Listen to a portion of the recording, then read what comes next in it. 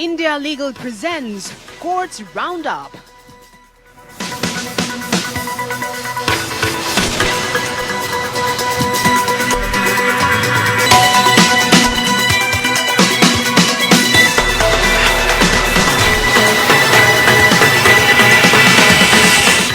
नमस्कार, courts roundup में आपका बहुत बहुत स्वागत है। मैं हूं आपके साथ वक्ता दुबे। इस बुलेटिन में अगले आधे घंटे हम आपको कोर्ट से जुड़ी तमाम छोटी बड़ी खबरों से रूबरू करवाएंगे। कोर्ट की कार्यवाही और सुप्रीम कोर्ट से लेकर हाई कोर्ट और लोअर कोर्ट्स तक के फैसलों को आपके सामने रखेंगे। लेकिन आगे बढ़ने से पहले एक नजर डालते हैं हेडलाइंस पर। राजद्रोह कानून पर सुनवाई करेगी 5 जजों की बेंच। सुनवाई स्थगित करने का केंद्र का अनुरोध अस्वीकार। बोला सुप्रीम कोर्ट, नया विधेयक पिछले मामलों को प्रभावित नहीं कर सकता।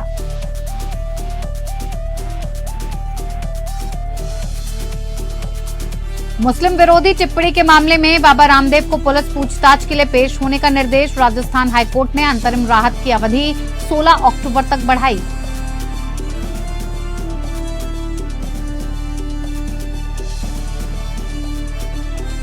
सुप्रीम कोर्ट ने आसाराम बापू की जमानत याचिका पर सुनवाई से किया इनकार। कहा सजा निलंबन के लिए राजस्थान हाईकोर्ट में करें appeal.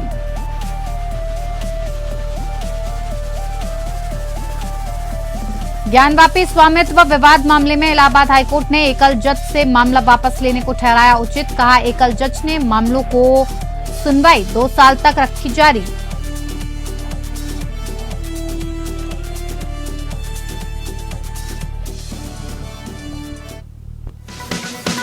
India Legal presents Courts Roundup.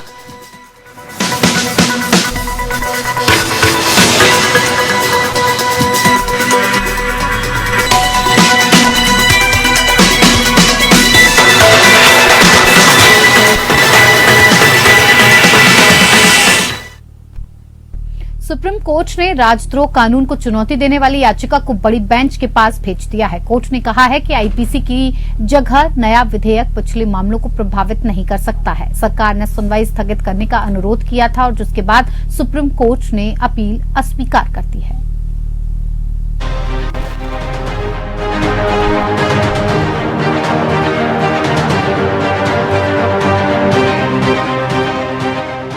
Supreme court ने राजद्रोह कानून या आईपीसी की धारा 124A को चुनौती देने वाली याचिकाओं को कम से कम 5 जजों की पीठ के पास भेज दिया है। सुप्रीम कोर्ट ने राजद्रोह कानून की वैधता को चुनौती देने वाली सुनवाई को स्थगित करने के केंद्र सरकार के अनुरोध को स्वीकार करने से इनकार कर दिया।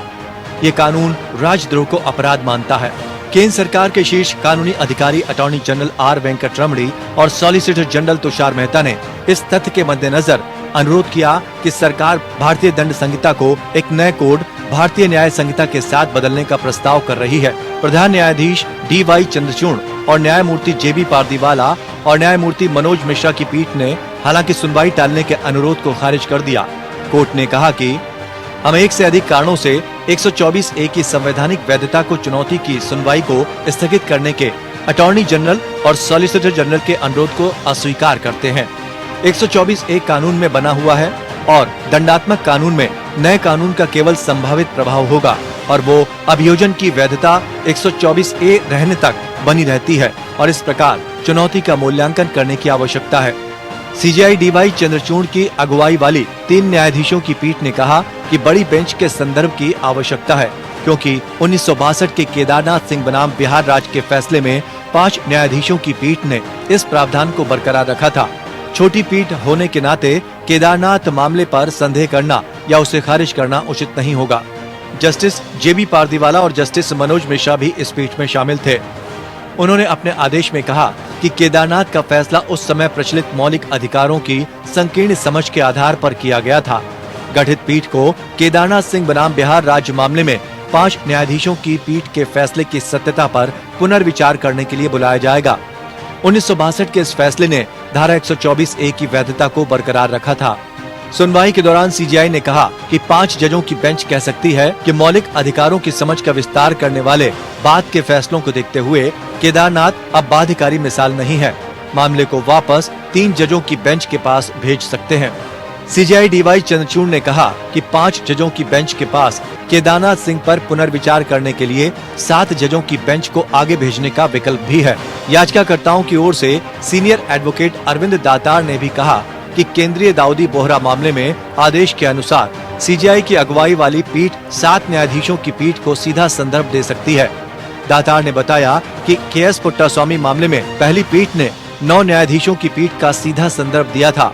केदारनाथ का बचाव करते हुए एजी ने कहा कि इसमें आनुपातिकता के सिद्धांतों को लागू किया गया है। अटॉर्नी जनरल वेंकट रमणी और सॉलिसिटर जनरल तुषार मेहता ने कहा कि संदर्भ के बिंदु पर सरकार की बात सुनी जानी चाहिए। Bureau report. इधर सुप्रीम कोर्ट से आसाराम को झटका लगा है। कोर्ट ने नाबालिग लड़की से बलात्कार के 2013 के मामले में दोषी ठहराए गए स्वयंभू धर्मगुरु आसाराम बापू की जमानत याचिका पर विचार करने से इनकार कर दिया है। न्यायमूर्ति संजीव खन्ना और एसपीएन भट्टी की पीठ ने कहा कि अगर ट्रायल कोर्ट द्वारा सजा के खिलाफ उनकी अपील पर शीघ्र सुनवाई नहीं की जाती है तो बापू सजा के निलंबन के लिए राजस्थान उच्च न्यायालय के समक्ष नई याचिका दायर कर सकते हैं। संक्षिप्त सुनवाई के बाद आसाराम के वकील वरिष्ठ अधिवक्ता देवदत्त कामत ने याचिका वापस लेने की छूट मांगी, जिसे मंजूर कर लिया गया। पीठ जुलाई 2022 के राजस्थान उच्च न्यायालय के आदेश के खिलाफ बाबा की अपील पर सुनवाई कर रही थी, जिसमें उन्हें जमानत देने से इनकार कर दिया गया। उच्च न्यायालय ने सजा को निलंबित करने के लिए बाबा की प्रार्थना को भी खारिज कर दिया था। आसाराम को 2013 में एक नाबालिग लड़की से बलात्कार के आरोप में गिरफ्तार किया गया था। कहा जाता है कि यह अपराध अगस्त 2013 में जोधपुर के मनाई गांव में हुआ था। आसाराम की गिरफ्तारी के बाद सूरत की 2 महिलाओं ने भी शिकायत दर्ज कराई, जिसमें आरोप लगाया गया कि 2002 और 2005 के बीच आसाराम और उनके बेटे ने उनके साथ बलात्कार किया। जोधपुर बलात्कार मामले की आपराधिक सुनवाई 2014 में शुरू हुई और 4 साल तक चली। उन्हें 2018 में ट्रायल कोर्ट ने दोषी ठहराया और आजीवन कारावास की सजा सुनाई। इसके खिलाफ उनकी अपील उच्च न्यायालय में लंबित है।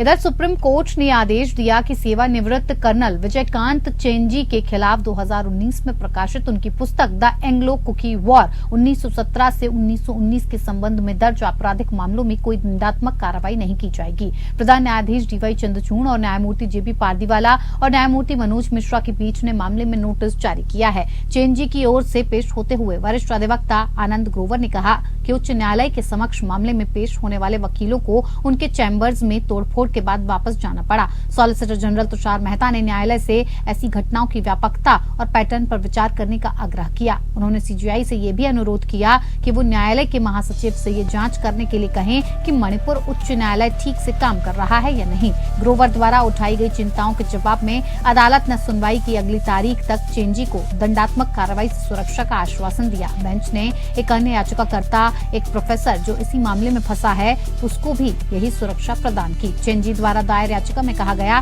कि उन्हें पुस्तक के लिए उनके खिलाफ दर्ज की गई एफआईआर की प्रति कभी नहीं दी गई। उनके अनुसार इससे उनके मौलिक अधिकारों का उल्लंघन हुआ, जिससे उन्हें शीर्ष अदालत का रुख करना पड़ा। उन्होंने दावा किया कि फेडरेशन ऑफ हाउमी नामक संगठन द्वारा दायर एक शिकायत के आदेश पर उनके खिलाफ एफआईआर दर्ज करने का उद्देश्य ऐसे समय में उन्हें परेशान करना और उन पर अत्याचार करना था जब मणिपुर राज्य सांप्रदायिक संघर्ष से घिरा हुआ है। 19 अप्रैल 2023 को मणिपुर उच्च न्यायालय ने राज्य सरकार को मैतेई समुदाय को अनुसूचित जनजाति सूची में शामिल करने पर विचार करने का आदेश दिया था और जिसके बाद राज्य में विरोध प्रदर्शन और हिंसा भड़क उठी थी।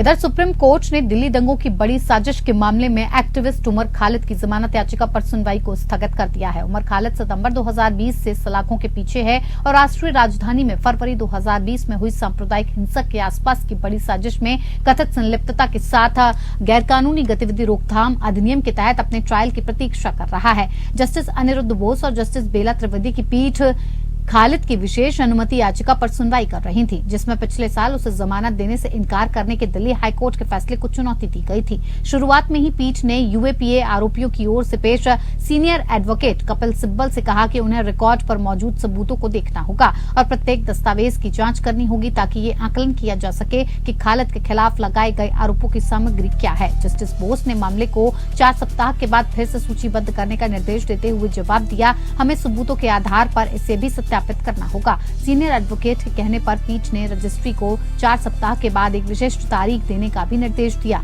खालिद की जमानत याचिका पर अब अक्टूबर में सुनवाई होने की संभावना है और इस मामले की सुनवाई से एक न्यायाधीश जस्टिस प्रशांत कुमार मिश्रा भी इस मामले से अलग हो गए हैं, जिन्हें पिछले महीने इसकी सुनवाई करनी थी। 18 मई को खालिद की याचिका पर शीर्ष अदालत द्वारा नोटिस जारी किए जाने के बाद से सुनवाई 5 बार स्थगित की गई है। खालिद अब 2 साल और 11 महीने से अधिक समय जेल में बिता चुका है।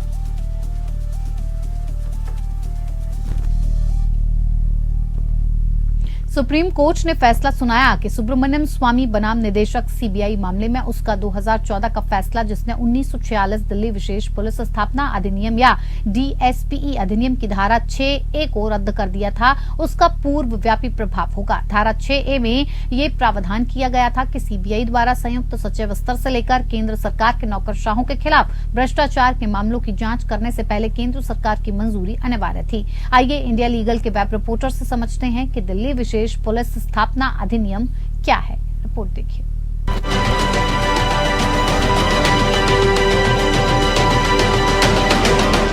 सीबीआई यानी सेंट्रल ब्यूरो ऑफ इन्वेस्टिगेशन को अपनी powers Delhi special police establishment act 1946 से मिलती है करप्शन, इकोनॉमिक क्राइम जैसे ऑफेंसेस को इन्वेस्टिगेट करने के लिए, including the cases of public importance. अभी हाल ही में 5 जज की बेंच ने इस एक्ट से रिलेटेड एक इंपॉर्टेंट जजमेंट डिलीवर किया है। सुप्रीम कोर्ट ने कहा कि जो जजमेंट सुब्रमण्यम स्वामी वर्सेस डायरेक्टर सीबीआई 2014 के केस में दिया था, उसके रेट्रोस्पेक्टिव इफेक्ट होंगे। इसमें section 6A of DSPE act को आर्टिकल 14 ऑफ द कॉन्स्टिट्यूशन के वायलेशन में होने की वजह से स्ट्रक डाउन कर दिया था। Under this section central government की सैंक्शन लेनी पड़ती थी अगर सीबीआई को इन्वेस्टिगेट करना हो corruption cases against union government bureaucrats from the rank of the joint secretary onwards. Court ने यह भी कहा कि अगर एक बार कोई लॉ फंडामेंटल राइट्स के इन्फ्रिंजमेंट के ग्राउंड पर अनकॉन्स्टिट्यूशनल डिक्लेयर हो जाता है तो वो अनएनफोर्सेबल हो जाएगा right from the date of enactment. Rajasthan high court ने योग गुरु बाबा रामदेव को इस साल की शुरुआत में राजस्थान के बाड़मेर जिले में संतों की एक बैठक में की गई उनकी कथित मुस्लिम विरोधी टिप्पणियों पर उनके खिलाफ दर्ज एक एफआईआर के संबंध में 12 अक्टूबर को पुलिस पूछताछ के लिए पेश होने का निर्देश दिया गया है। जस्टिस कुलदीप माथुर की पीठ ने उनकी गिरफ्तारी पर रोक लगाते हुए इस साल अप्रैल में उनके पक्ष में दिए गए अंतरिम आदेश की अवधि 16 अक्टूबर तक के लिए बढ़ा दी। मामले की अगली सुनवाई 16 अक्टूबर को होगी। रामदेव के खिलाफ एफआईआर 2 फरवरी को तारातार मठ में एक संत समागम के दौरान योग गुरु की टिप्पणियों से नाराज होकर बाड़मेर निवासी पथाई खान की शिकायत पर दर्ज की गई थी। एफआईआर में आरोप लगाया गया है कि रामदेव ने हिंदू धर्म की तुलना इस्लाम और ईसाई धर्म से करते हुए दावा किया कि दोनों धर्म धर्मांतरण पर आधारित हैं, जबकि हिंदू धर्म अपने अनुयायियों का अच्छा करना सिखाता है। कथित टिप्पणियों का एक वीडियो भी सोशल मीडिया पर सामने आया था, जिसमें उन्हें कथित तौर पर मुसलमानों पर आतंकवादी कृत्य करने और हिंदू महिलाओं का अपहरण करने का आरोप लगाते हुए दिखाया गया था। रामदेव पर आईपीसी की धारा 153 धर्म के आधार पर विभिन्न समूहों के बीच दुश्मनी को बढ़ावा देना, धारा 295A जानबूझकर और दुर्भावनापूर्ण कार्य किसी भी वर्ग के धर्म या धार्मिक विश्वासों का अपमान करके उनकी धार्मिक भावनाओं को अपमानित करने का इरादा और धारा 298 के तहत मामला दर्ज किया गया है।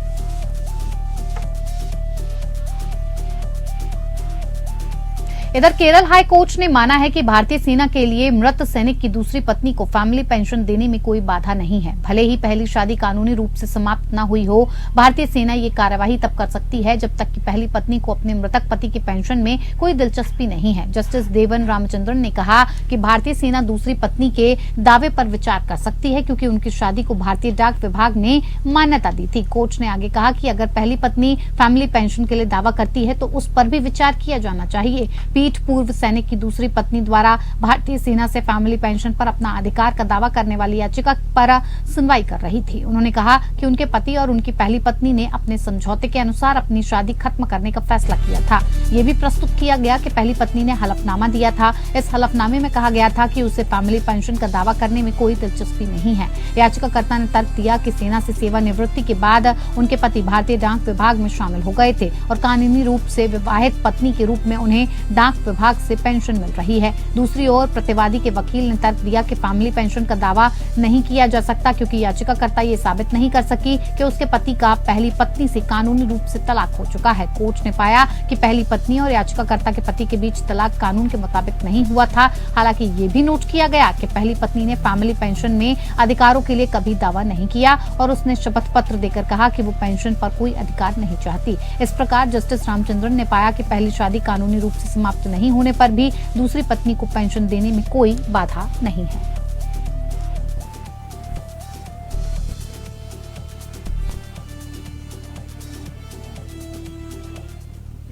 इधर इलाहाबाद उच्च न्यायालय के मुख्य न्यायाधीश ने हाल ही में एक आदेश पारित किया जिसमें उन कारणों का विवरण दिया गया क्यों काशी विश्वनाथ ज्ञानवापी भूमि स्वामित्व विवाद से संबंधित मामले एकल न्यायाधीश से वापस ले लिए गए जो 2021 से मामले की सुनवाई कर रहे थे। मुख्य न्यायाधीश ने पाया कि एकल न्यायाधीश ने इन मामलों की सुनवाई 2 साल से अधिक समय तक जारी रखी, भले ही रोस्टर के अनुसार उनके पास इस मामले में कोई क्षेत्राधिकार नहीं था। मुख्य न्यायाधीश प्रीतिंकर दिवाकर ने कहा कि न्यायिक औचित्य न्यायिक अनुशासन मामलों की सूची में पारदर्शिता के हित में प्रशासनिक पक्ष पर निर्णय लिया गया था। मुख्य न्यायाधीश ने यह भी बताया कि विवाद के एक पक्ष द्वारा 27 जुलाई को दायर की गई शिकायत के कारण उन्हें इस तरह की अनुचितता पर ध्यान देना पड़ा। इस मामले में हिंदू पक्षों द्वारा दायर मुकदमे की स्थिरता पर सवाल शामिल है, जिन्होंने ज्ञानवापी परिसर पर दावा किया है जिस पर वर्तमान में ज्ञानवापी मस्जिद स्थित है। 28 अगस्त के आदेश में मुख्य न्यायाधीश ने यह भी सूचित किया कि मामला 12 सितंबर से नए सिरे से सुनवाई के लिए तय किया जाएगा। ज्ञानवापी परिसर में मुस्लिम मस्जिद से जुड़ी मस्जिद प्रबंधन समिति यानी अंजुमन इंतजामिया मस्जिद वाराणसी ने इस कदम पर चिंता जताई थी। समिति ने बताया कि न्यायमूर्ति पाड़िया ने 28 अगस्त को फैसला सुनाने के लिए मामला तय करने से पहले कम से कम 75 मौकों पर मामले की सुनवाई की थी।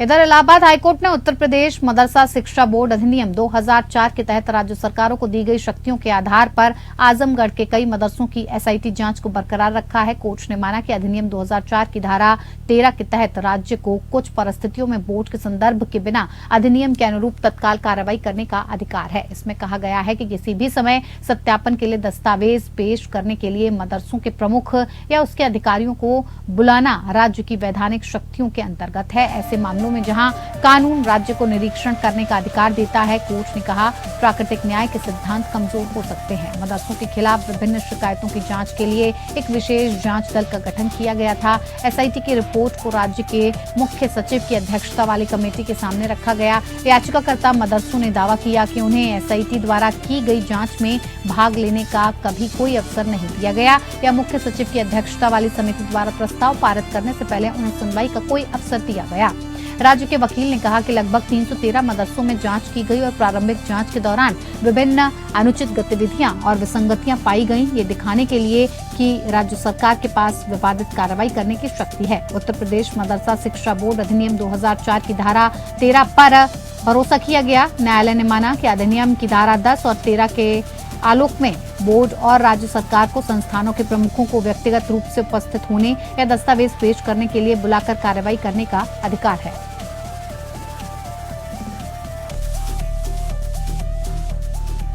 इधर केरल हाई कोर्ट ने पिछले सप्ताह एक व्यक्ति के खिलाफ शुरू की गई आपराधिक कार्यवाही को रद्द कर दिया है, जिसे पुलिस ने अपने मोबाइल फोन पर पोर्न देखने के आरोप में सड़क किनारे से गिरफ्तार किया था। जज ने कहा कि निजी तौर पर किसी के फोन पर अश्लील तस्वीरें या वीडियो को डिस्ट्रीब्यूट या सार्वजनिक रूप से प्रदर्शित किए बिना देखना आईपीसी के तहत अश्लीलता के अपराध को आकर्षित नहीं करेगा। इसमें कहा गया है कि ऐसी सामग्री देखना किसी व्यक्ति की निजी पसंद है और अदालत उसकी निजता में दखल नहीं दे सकती। बेंच ने कहा इस मामले में निर्णय लेने का प्रश्न ये है कि क्या कोई व्यक्ति दूसरों को दिखाए बिना अपने निजी समय में पोर्न वीडियो देखना अपराध की श्रेणी में आता है। कानून की अदालत ये घोषित नहीं कर सकती कि ये साधारण कारण से अपराध की श्रेणी में आता है। ये उनकी निजी पसंद है और इसमें हस्तक्षेप करना उनकी निजता में दखल के समान है। पीठ ने आगे कहा, मेरी राय है कि किसी व्यक्ति द्वारा अपनी निजता में अश्लील फोटो देखना आईपीसी की धारा 292 के तहत अपराध नहीं है। इसी प्रकार किसी व्यक्ति द्वारा अपनी निजता में मोबाइल फोन से अश्लील वीडियो देखना भी आईपीसी की धारा 292 के तहत अपराध नहीं है। यदि आरोपी किसी अश्लील वीडियो या फोटो को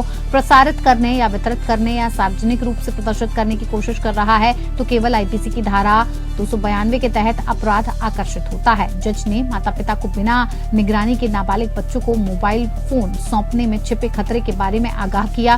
कोर्ट ने चेतावनी दी कि इंटरनेट एक्सेस वाले मोबाइल फोन में पॉर्न वीडियो आसानी से उपलब्ध है और अगर बच्चे उन्हें देखते हैं तो इसके दूरगामी परिणाम हो सकते हैं। इस प्रकार न्यायालय ने माता पिता को बच्चों को जानकारी बढ़ाने वाले समाचार और वीडियो दिखाने और उन्हें मोबाइल फोन से खेलने के बजाय बाहरी गतिविधियों के लिए भेजने के लिए प्रेरित किया।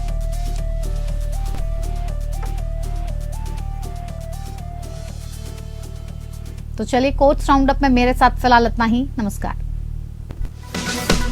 India Legal presents Courts Roundup.